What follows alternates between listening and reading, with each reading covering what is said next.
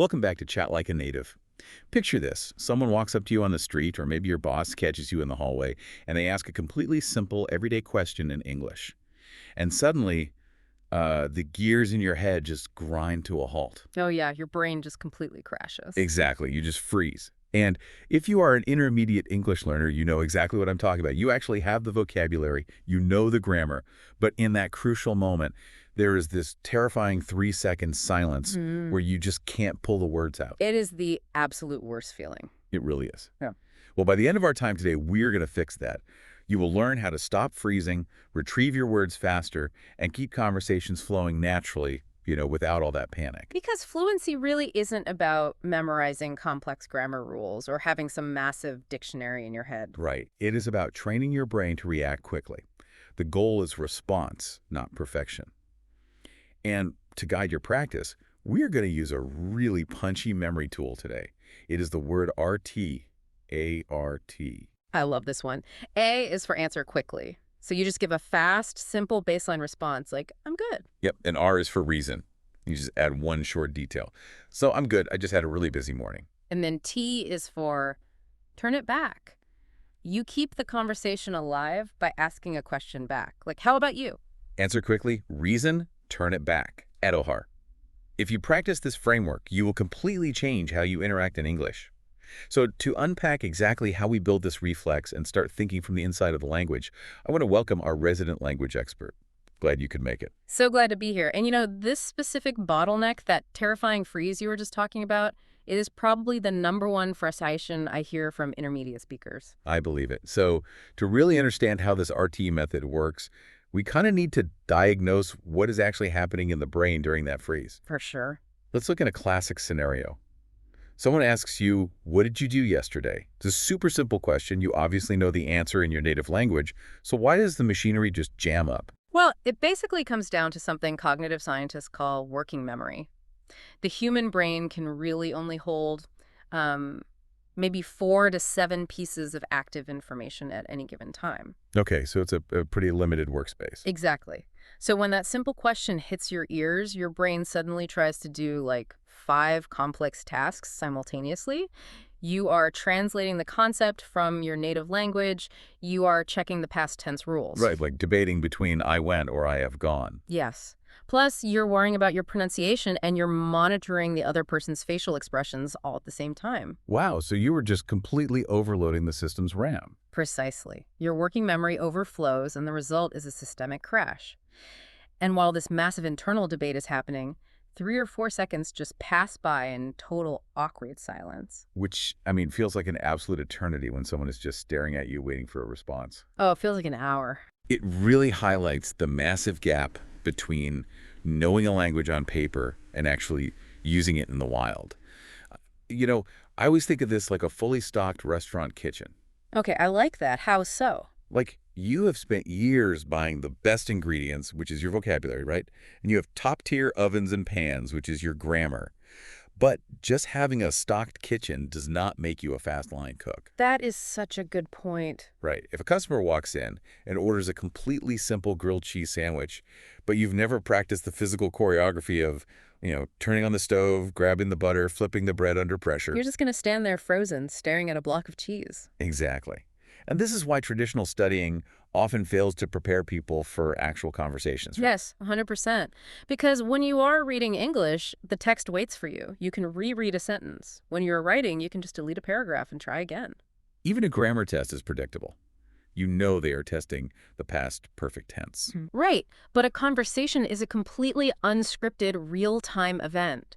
The microphone suddenly belongs to you, and you have 0 preparation time. So if the problem is this lack of preparation time and cognitive overload, the solution obviously isn't to go buy more ingredients. Like, it's not about memorizing another 100 flashcards. No, not at all. We need a way to artificially create preparation time and just completely bypass that inner grammar checker. Which brings us to the first practical technique, the 3-second rule. Yes. When someone asks you a question, you must begin answering within 3 seconds. And notice I didn't say you have to finish your answer. You just have to begin it. So 1, 2, 3, go. You literally just have to make a noise. You're breaking the habit of secretly writing the entire perfect sentence in your head before you open your mouth. Real life just doesn't give you the luxury of silence, you know? I mean, I see the logic, but how do you physically begin speaking if you genuinely don't know what the rest of the sentence is going to be? That feels like stepping off a cliff without looking. Well, you build a bridge using natural entrances. If you listen to native English speakers, they rarely start with the core information. What do they do instead? They use words and phrases like, well, or actually, or let me think about that, or, I'd probably say, They're buying time. It's camouflage. it totally is. Learners often think these are just useless filler words, but cognitively, they serve a massive purpose. By saying, well, let me think, you maintain the social connection. Right, the silence doesn't feel awkward to the other person, but your brain just bought 2 extra seconds to find that vocabulary word. Exactly. So once you've bought that time, you drop into the RT method we talked about. Let's actually role play this. Say you ask me, how was work today? Okay, hey, how was work today? And I apply the A. Answer quickly. So I just say, busy. Okay, that's level 1. It trains your immediate, unfiltered reaction. But I have to challenge this, though. Go for it. If my boss or a colleague asks me how work was, and I just stare at them and say, busy, I mean, won't they think my English is incredibly basic? Or worse, that I'm just an uninteresting person? I hear that all the time. Right. Because I spent months learning words like overwhelming or industrious. I feel like I should be using them. And that is the perfectionist trap. Many learners accidentally sabotage themselves because they treat every casual interaction like an oral exam where they have to prove their proficiency. Oh, that makes sense. But think about your native language. If someone asks how your weekend was, do you give them a beautifully structured, poetic monologue? No, definitely not. Yeah. I usually just grunt and say, fine, mostly just did laundry. Exactly. Fluency isn't a competition to produce the most complex sentence. It's producing appropriate language at the appropriate moment. Simple English frees up your cognitive RAM. So if you can automate the simple answers, your brain has the energy reserved for when the conversation actually gets complicated. Exactly. There is no shame in level 1. It's just establishing the connection, which leads to level 2, the R in RT, reason. So I answer quickly and I add a reason, like busy. We have 3 back-to-back meetings. Perfect. Now you are providing conversational material. You've given the other person something to actually work with. And then level 3 is the T, turn it back, answer, reason, turn it back. Yeah. Busy, we had 3 back-to-back meetings. What about you? Did your project launch go well? The turn it back phase is really where the magic happens. You shift from being an interviewee, defensively answering questions, to being an equal participant. And psychologically, it just takes the spotlight completely off you. Yes, which is huge for anxiety. Let's pivot to the content, though, because even with the RT method, the sheer volume of English out there can feel super overwhelming. There are infinite things people could ask me. Oh, for sure. Where should a learner actually focus their energy so they aren't just trying to boil the ocean? Well, you need to map familiar territory. We can basically divide everyday conversational questions into 2 broad categories, your immediate reality and your internal reality. Okay. Within those, there are 4 specific families of questions that make up about 80% of casual daily chat.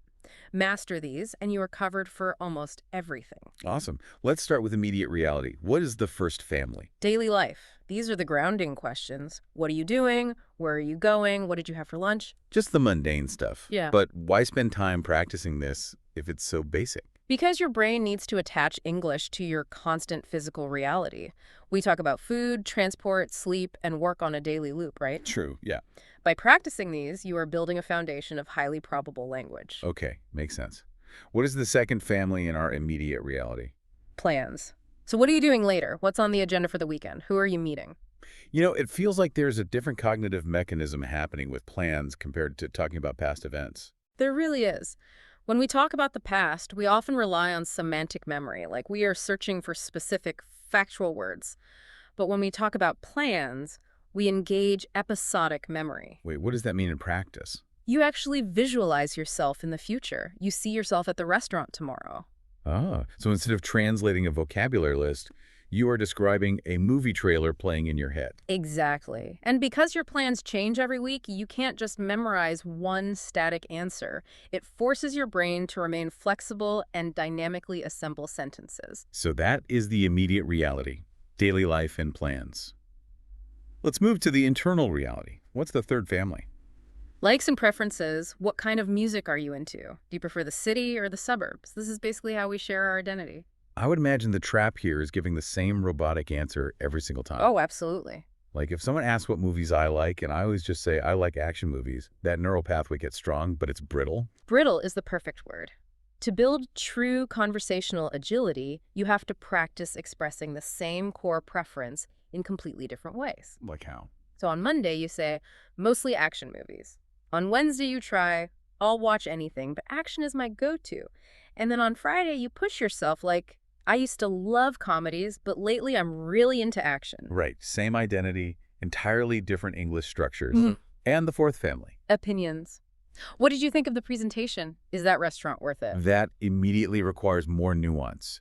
You are moving from objective facts to subjective framing. It is the highest level of the four families. Yeah. But you approach it with the exact same RT simplicity. Start with the fast answer, it was good. Then you expand with a reason, it was good, but honestly, it ran a bit too long.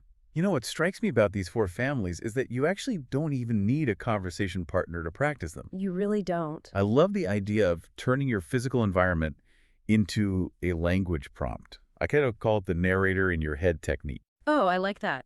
How does that work in practice for you? Well, you just use your surroundings to trigger the questions. You're holding your morning coffee and you ask yourself in English, do I drink too much of this? Yeah, that's great. Or you're stuck in traffic. You look at the car next to you and ask, where are they going? You open the fridge. What am I in the mood for tonight?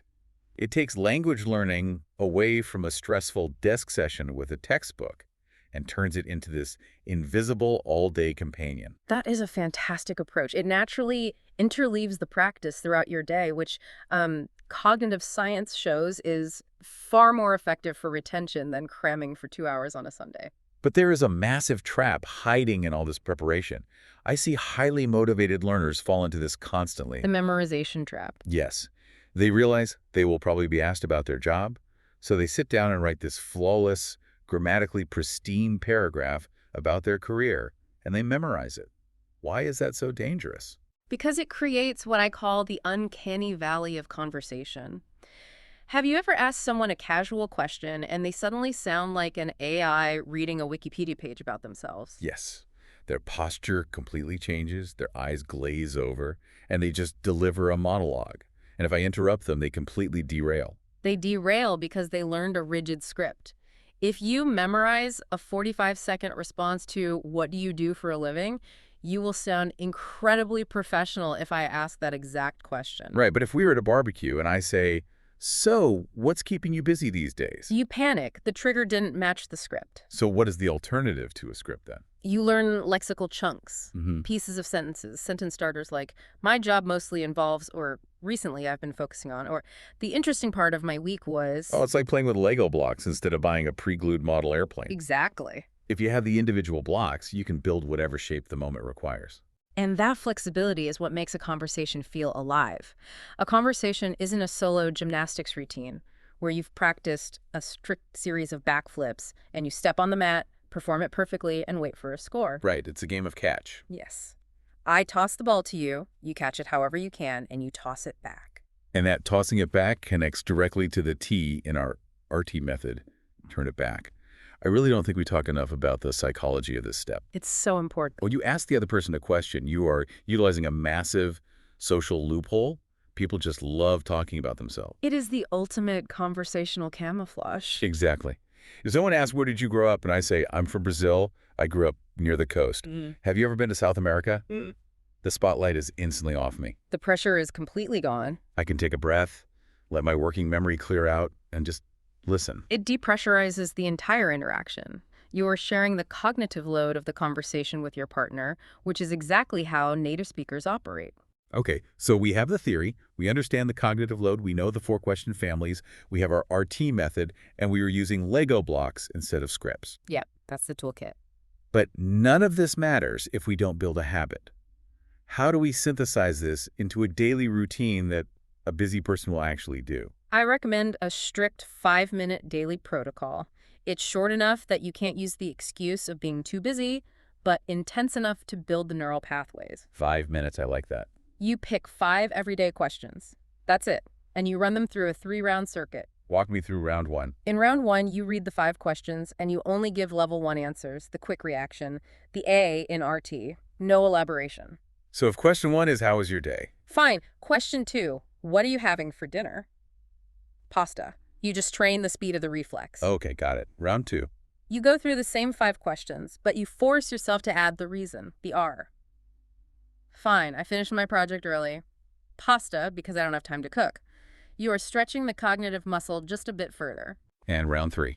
You picked just 2 of those 5 questions, and you provide a full conversational response. You use a natural entrance, like, well, you give the answer, the reason, and you practice turning it back with a follow-up question. Now, here is where I know people get tripped up. Oh, I can guess what you're going to say. During those 5 minutes, if I want to talk about how I organize my spreadsheet, but I just can't remember the English word for spreadsheet, should I pause the timer, open a dictionary app, find the word, and then say the sentence perfectly? Absolutely not. The order of operations is critical here. Do not look things up first. You must force the struggle. Wait, why? Isn't practicing mistakes bad? You are not practicing mistakes. You are practicing retrieval. When you search your memory, hit a roadblock, and figure out a way to explain around the missing word. Like saying the document with all the numbers. Exactly. You are building a much thicker neural pathway. Neurologically, that friction, that struggle, actually coats the neural wire in myelin, which makes the signal travel faster next time. Wow, so the struggle is the actual workout. Yes. If you look at the dictionary first, you bypass the workout. You're just training your brain to recognize good English when an external tool provides it. That makes total sense. Speak first, struggle, find a workaround. Then, when the 5 minutes are completely over, you can look up the word spreadsheet so you have it for tomorrow. We are really trying to eliminate the middleman. We want to go straight from the abstract idea in our head to the spoken English, without bouncing through our native language translation center. Exactly. But let me ask you about repetition real quick. If I do this Monday, Tuesday, and Wednesday, shouldn't I be using completely different questions every day to maximize my vocabulary? Actually, no, that's a really common misconception. Learners think if they have answered a question once, they've basically completed it. But remember, the goal isn't comprehension, it's reflex speed. So answering the same question multiple times builds the groove. Yes. If you practice answering, what do you usually do on weekends? On Monday, you should practice again on Tuesday, but you change the parameters. On Monday, you talked about relaxing. On Tuesday, force yourself to talk about running errands. The grammar structure is the same, the territory is familiar, but you are stretching your flexibility. Got it. That repetition is how a question loses its power to freeze you. You are basically wearing down a path in your brain so you can walk down it in the dark. That is the perfect way to visualize it. You don't need to start your fluency journey by debating macroeconomics or complex political theory. Start with your own Tuesday afternoon. I love that. And if you stick with this 5-minute routine, eventually a magical shift occurs. Someone in the real world will walk up to you and ask a question that you have already answered 20 times in your own head during your daily practice. And you'll be ready for it. Right. Instead of your working memory crashing, instead of that terrible 3-second silence, you will recognize the territory. You won't search for a flawless, poetic sentence. You will just fall back on your training. You'll answer quickly, give a reason, turn it back, and the conversation will just flow. And that is what actual fluency looks like. It is ordinary language arriving at the exact moment you need it. Couldn't have said it better. Ordinary language Yeah. arriving at the exact moment you need it. That is the goal. By using these natural entrances, mapping out your reality, avoiding rigid scripts, and practicing the RT method, you're building an automatic reflex. Just one small, imperfect answer at a time. It really is a game changer. It is. As we wrap up today, I want to leave you with a final thought. We've spent this whole time discussing how to lower expectations for perfection, how to reduce pressure, and how to focus simply on connecting with the person in front of you. Which is what conversation is all about. Exactly. But consider this. How might applying this exact same mindset improve the way you communicate, even in your native language?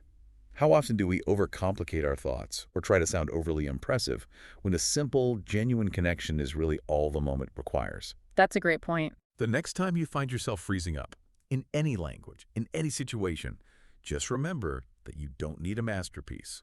You just need to toss the ball back. Keep practicing, keep it simple, and we will catch you next time on Chat Like a Native.